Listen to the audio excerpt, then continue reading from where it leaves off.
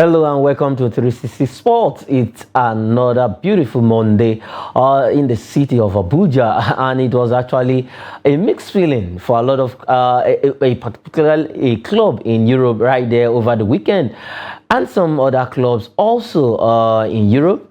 And then coming down to Nigeria, the Nigerian Premier Football League, some clubs hope they would have made the Super Six. They tried their best, but the Super Six ticket eluded them, and it was actually a very let me say a bitter one from those teams that couldn't get the ticket for the Super Six. They were very close, but at the end of the day they missed out from the Super Six.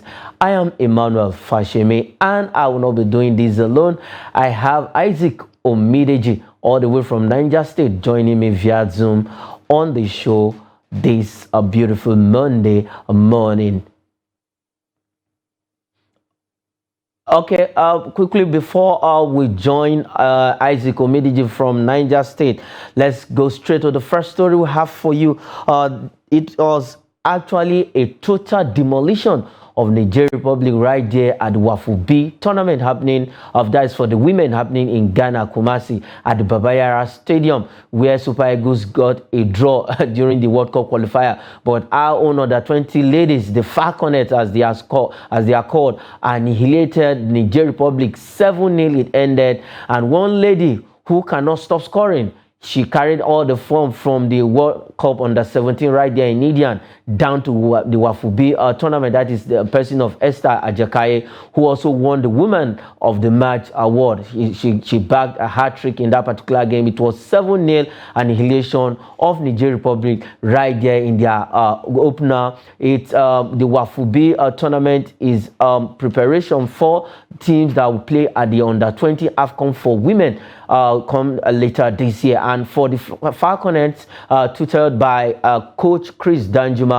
it was actually I think a beautiful one, because at some point during the preparation for this tournament, their last friendly match they actually played in Nigeria, that is in Abuja, here before they jetted out of the country to Ghana. They actually beat a club side 10-0. It ended, and now they have replicated the same form in their first match of the tournament by beating Nigeria Republic 7-0. It ended on the night. Esther Ajakaye getting a hat-trick, and then Oyine Deze, a lady who was very imperious, superb at the under-20 World Cup, where we actually lost out to Holland in the second round, was also superb. She also got a brace in that particular encounter. And seriously, I think Nigeria are battle ready. All right, we have Isaac Omideji joining us all the way from Niger State. Isaac Omideji, welcome to the show. Quickly, the Falconets actually, in fact, they did what they know how to do by demolishing Nigeria Republic 7-0. Thank you very much, Emmanuel. Thank you for the today. However, as good as that result sounds, I will not celebrate it, because why? Where are you going to place Nigeria in African football when we talk of world football, when it comes to female football? And remember that we have not been getting into rosy, especially our female football. Our dominance has been reduced, it has been curtailed, and we have failed to go back to how we should now meet all these formidable forces coming to bring down our football. When I mean coming to bring down our football, I'm talking of the likes of Morocco, the likes of Senegal, the likes of South Africa, who are improving their female football, their women football, and we are doing nothing about ours. Ours is just to see tournaments, and we just bring players, and they go and prosecute matches for us. However, there's one thing I'll be happy about, and that is the integration of supporting players into these other players, and giving them a sense of belonging, and they are also performing and showing good stuff. However, I'm not going to celebrate Nigeria between Nigeria and 20 women football. No, I'm not going to do that.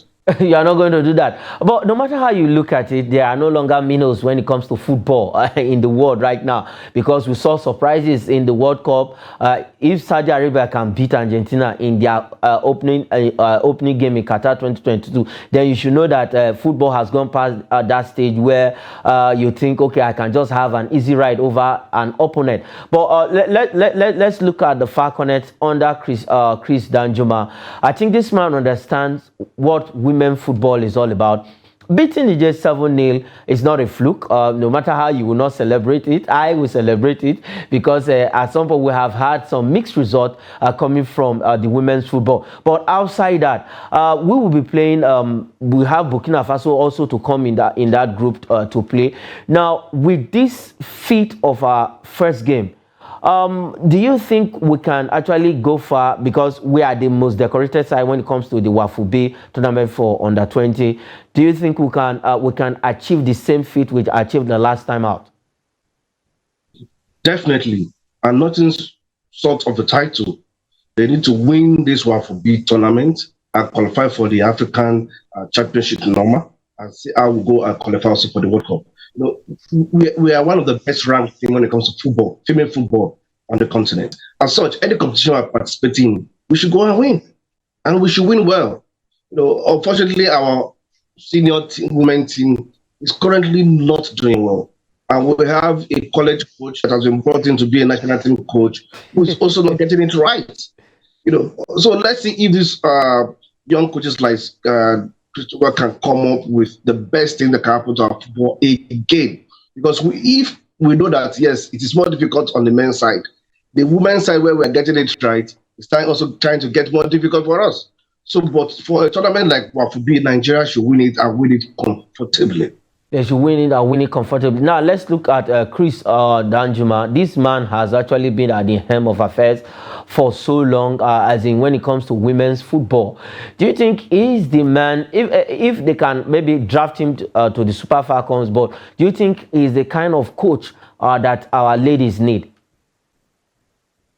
Remember that we have a football federation that doesn't believe in our own coaches. We have a football federation that rather give home-based coaches as assistant coaches to these foreign coaches, who the only difference to me is just the color of their skin. However, Danjuma also needs to pass through the ropes again. He has done that, he has been there, but I think to coach the Super Falcons, you need to get gradually. If, for example, he leads this team to the under 20 World Cup, this same team to the under 23, and he start taking to be the coach of the Super Falcons, he'll be taken seriously, because most of these girls who play for him are the Super Falcons. So, but some of these established girls currently in the Super Falcons are finding it difficult to respect him.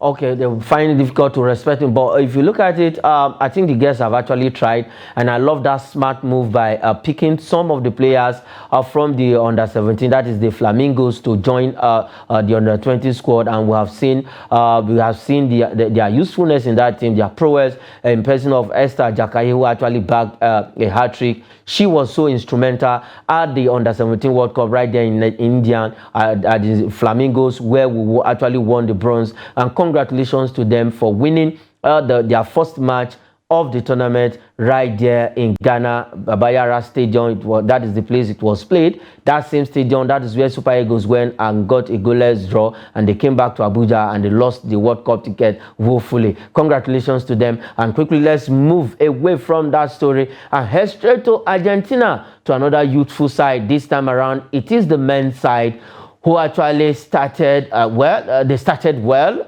by beating Dominican Republic 2-1. It ended.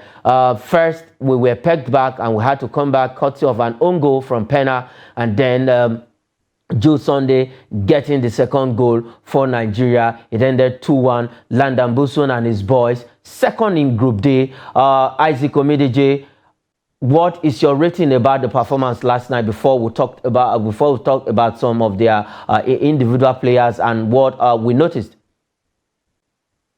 If you could remember, Emmanuel, the last time I featured on this show, I told you that I don't expect any miracle from Amboso. Yes, of course. Not a coach that has distinguished himself. It's not a coach that I expect any miracle from. And it also played out yesterday. Dominican Republic on paper should be the weakest team of that group.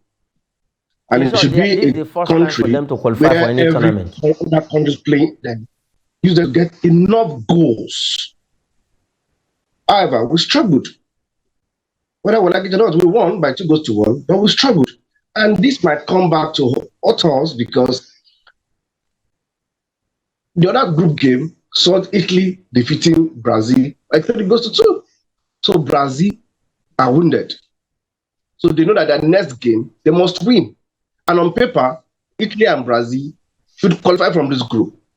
So we have put ourselves in a more difficult situation. Remember, if not, I know that yes, mistakes must be made for goals to be scored. Yeah. But the manner of goal we scored yesterday by our player, Balawa, yes, it shows that he has that instinct of reacting on time. But I expected us to score more goals yesterday. So that when it comes to okay, we are going to decide on the country who has scored more goals more goals, and the country has scored less goals, then probably might give us an advantage. But Dominican Republic, whether we like it or not, we are not minors in football and that.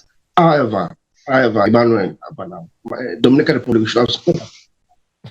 Okay, if you look at the way we actually played, Dominican Republic was equal to the task. This is the first time they will qualify for any tournament, whether senior or at junior level.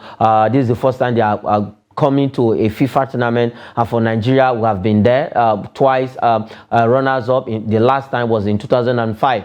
Now, if you look at Landon Boso's team, I think a lot still need to be, as in corrections, still need to be done in that team. Now, okay, no matter at the last time out at the AFCON, we struggled to get goals.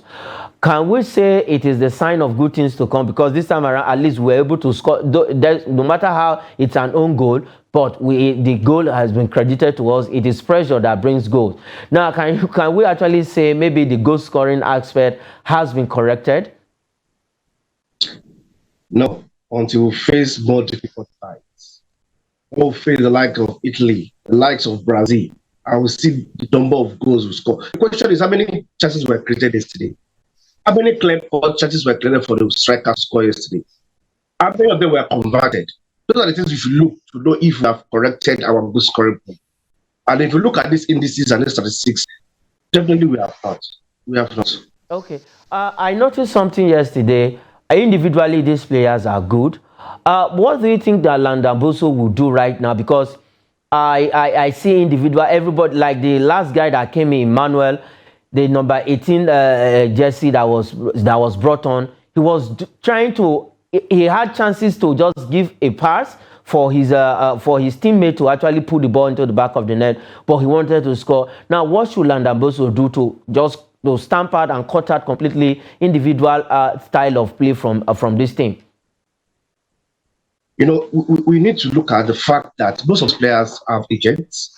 Most of them were facilitated into that thing by their agent, whether we like it or not. They want to sell themselves personally first before doing anything for Nigeria. They are looking for contracts outside the country. And if you have a coach who doesn't stamp his authority on that team, these players will continue to play individual football. And at this under 20 level, I'm not expecting this from them. If under 17 are doing this, it's okay, they are still matures. But these are under 20 players. They played at under 17 level. Some of them played at under 15 level. Some of them are playing in academies. Some of them are playing in established club sites. Yet, we still want to dwell on individual abilities. No, we need to play as a team. That's because we don't have excellent individual players that can change games. No, we don't have the likes of Messi. We don't have the likes of Cristiano Ronaldo or Erling Haaland or Kevin De Bruyne. No, we don't have them. So we need to put our team together and work as a team. That is the best way we can get the strength out of this player. Okay, let's quickly have the table before we go to the next match that we'll be playing on Wednesday, and it's against Italy. Let's see how we are standing on the table quickly. Nigeria is second in that table, having considered a goal, and they were able to score 2. And then Italy actually defeated Brazil. They had more goals than Nigeria. 3-2 ended. They were 3 goals up in the first half, and Brazil had to rally around to get those 2 goals. And if you look at it, Nigeria is second in that group with Italy topping, and we'll be playing Italy come Wednesday. What's our chances against the Italians? We must not lose that game. The chances are slim, but if the Nigerian spirit will come to play. However, we should not always call the Nigerian spirit. Let us be good enough to win matches without the Nigerian spirit. Okay. Let the Nigerian spirit be the last thing we rely on. That's luck. But we must be able to be good enough to face this side. And the Italians, you have even some of their other 20 players playing in a status club, even the Serie A. We are already formidable, but we need to have our act together. We should put away fear. Because if we have it in our mind that it's Italy we are playing, then the young Azuris will prepare us.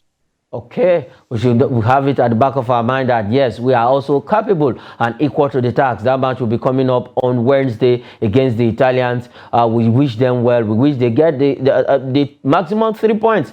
Once we get the 6 points, then against Brazil, is either you get a draw, whatever happens, you know that you are already through to the next round. But first, congratulations to them for actually getting the first 3 points of the tournament in their Group D opener. We hope to see better things and changes. Landa Boso is also hearing us. He needs to correct a lot of things. The individual style of play from the boys need to be stamped out of that team, and then we can put our acts together and get the best of result we had wanted. He has said in an interview that he is looking to lift the trophy, but he needs to at least take one match at a time before he starts saying that. Let's leave that story and head straight to Italy, where the Italian Open was concluded, and one man from Russia cannot stop just winning. That is Dani Medvedev, who actually brushed aside Runin from Norway. That game ended 7-5, 7-5 in Rome. That is the Italian Open. All of these are preparation for the Roland Garros.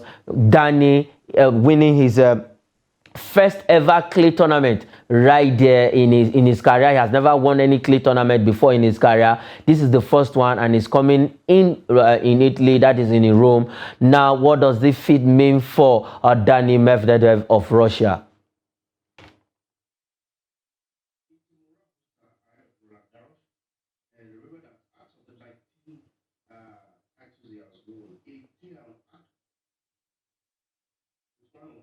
Yes. Yes. And you look at just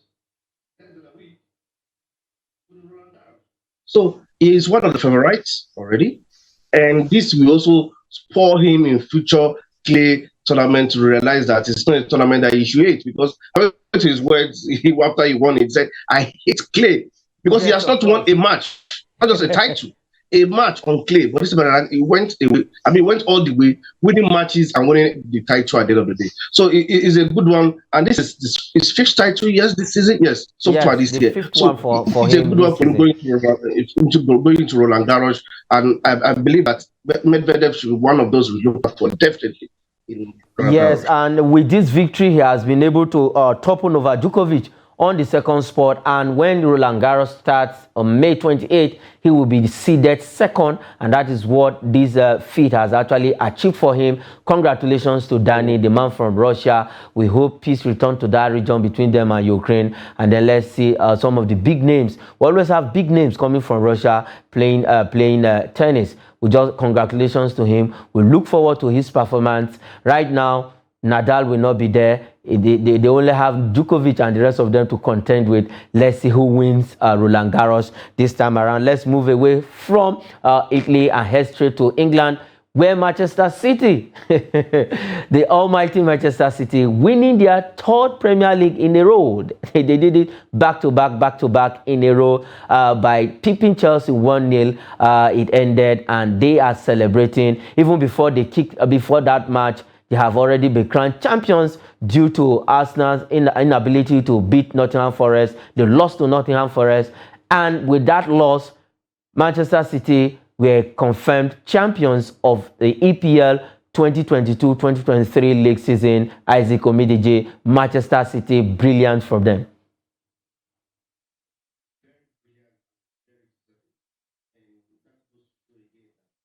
When you have a team of good players, you also need a coach and a good manager.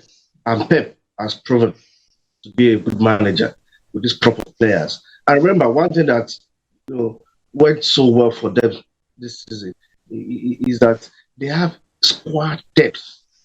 Yes, there is no other team in the Premier League that has the kind of depth And I'm talking of depth now. I'm not talking about not just numbers. I'm talking about quality of those numbers. Look at the players that featured yesterday against Chelsea. Let me say You can easily it's put a them under third string 21 team. Oh. players.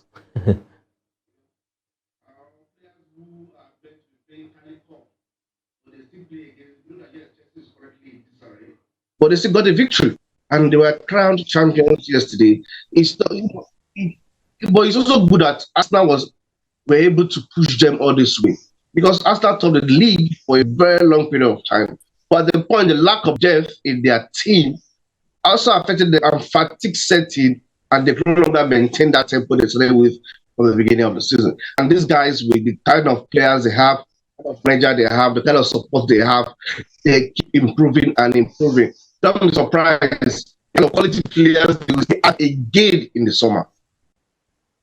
Okay, seriously, it was actually a very beautiful one from Arsenal. Quickly, let's have the table and see with that feat what actually where they are standing, how Arsenal is standing on the table. Let's quickly get the table right about now. Let's see what is actually happening there. They are on 88 points, while Arsenal is on 81 points, 7 points difference. And congratulations to Manchester City. And I see quickly, they still have the FA Cup to play and the Champions League. What are their chances in these two remaining games? I am certain that they will win the FA Cup. If possible, I will advise Manchester United not to even turn up. So it's not be another Why did you say disaster. so? However, for the Champions League, I think this is also Man City's season. Yeah, I'm not writing off Inter Milan. The Italians can be very funny. They can frustrate your A game. They can make you, not even on the counter. However, this is Man City. They know that they are not playing a Real Madrid. They're not playing a Liverpool. They're not playing a Bayern Munich or a team in the final. They're playing Inter Milan. So they should be more confident that they can go all the way. I see it as a Champions League to be won by Man City. And for the FA, definitely. Okay, and Isaac, we have to come back home now. Straight down to the MPFL. Let's look at the MPFL because it's our own. If we don't promote our own, nobody will. But the MPFL has been very interesting this season. Super 6 teams confirmed yesterday, the last match, day 18. All matches went down simultaneously. And we have had the teams confirmed, and the teams are on the screen right now. We have from Group A, Insurance, Remo Stars, Enyiba, and then in Group B, we have Rivers United, Lobby Stars, and Sunshine Stars. And some teams yesterday actually wanted to follow through the back door, or anyhow they could get the Super 6, but the third position teams actually held their own and held their ground so firm, apart from Doma United, who fell to Abia Warriors, and they were not able to qualify. Their first time in the Nigerian Premier Football League this season, and they were at the verge of qualifying for the Super 6, but they could not get that. Sunshine Stars have to push them out of that position, and right now Sunshine Stars will join others in the Super 6. But brilliantly, we will talk about Bendel Insurance before we look at other teams. They have equal Aqua United record, 18 matches unbeaten this season. And season, I've said it all the way and unbeaten this season. And you can still say it officially. So they've been unbeaten. However, there's something to be worried about. Out of these 18 matches, they won 8 and drew 10. Going into the Super 6 with this kind of form, and most of the draws came even in the second half of the Bridge League. Yeah. Going into the top 6 or Super 6 rather with this form might not go down well with them, because the top 6, the Super 6 is about points. They are going to play each other in the Super 6 in Lagos. So it's about the club with the highest number of points that will be the champions. So that you top the various groups doesn't mean you will be champions at the end of the day. And when the Super 6 commence next month. So it's a different ball game, and it's going to be interesting. I think 3 games per day will be played for the Super. Let's see how Insurance and Rivers United will top the various groups. Let's see how their performances will pan out at the Super 6. However, insurance must stop drawing. They must win matches. Okay, now quickly let's look at the result, and then we'll flip to the table. Let's look at the result, how it ended in the last match, day 18. In Group A, we have Academy Warriors and Plateau United playing 2-2 draw. Gombe United lost at home to Aqua United 1-0. Remo Stars trashed Kwara United 4-0. Ended. Shooting Stars and Enyimba ended it on a goalless draw, which was enough for Enyimba to qualify. And then for Nasarawa United and Bendel Insurance went ahead in that game through Deputy Echeta, and then Nasarawa United had to come back, equalize in the second half of that game. And then in Group B, we have Abia Warriors that beat Doma United 2-0, Bayelsa United 2 against Niger Tornadoes. That was enough for them to escape the relegation. Enugu Rangers and Rivers United shared the spoils 1-1. Lobby Stars lost at home to Wiki Tourists, who also wanted to sneak in and remain in the Nigerian Premier Football League, but Bayelsa United had to hold their ground against Niger Tornadoes, and that result didn't favor them at all. And for Sunshine Stars, they trashed already relegated Dakada FC of Akwa Ibom. 3-0 ended, and that was the result they needed that qualified them for the Super 6. Now, if you look at the table, Bendel Insurance ended the Average League Group A table with 34 points.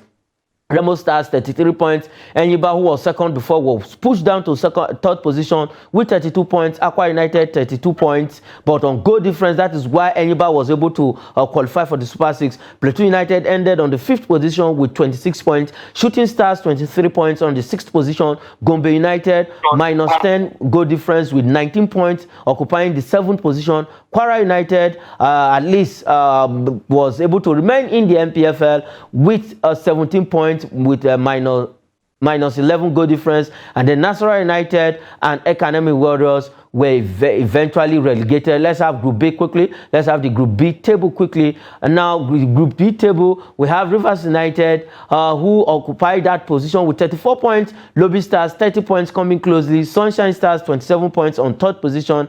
Abia Warriors 27 points, occupying the 4th position. Doma United, so painful for them. They wanted to play the Super 6, but finished 5th with 26 points. Niger Tornadoes with 23 points. Bayelsa United, a team that was deducted by 3 points and fined, was able to remain in the MPFL with 21 points. Enugu Rangers also following, but for Wiki Tourists and Dakada FC, they have been relegated. And now quickly, if you look at it, for all of this team, Nasarawa United is a surprising one going on relegation. Very surprising, because this is a team that just not quite long played on the continent. So you expect that they should be formidable. They should be a team that, with all their experiences in the league, they should be able to manage. But it has been from one crisis from management, and so far, I mean, leading to the sack of the coach, it has affected the team. And they are out, very big team out of the MPFL. But Canopilla, okay, that is how far we can go on the show. Isaac Omidije, thanks for coming on the show all the way from Niger State. All right, I'm Emmanuel.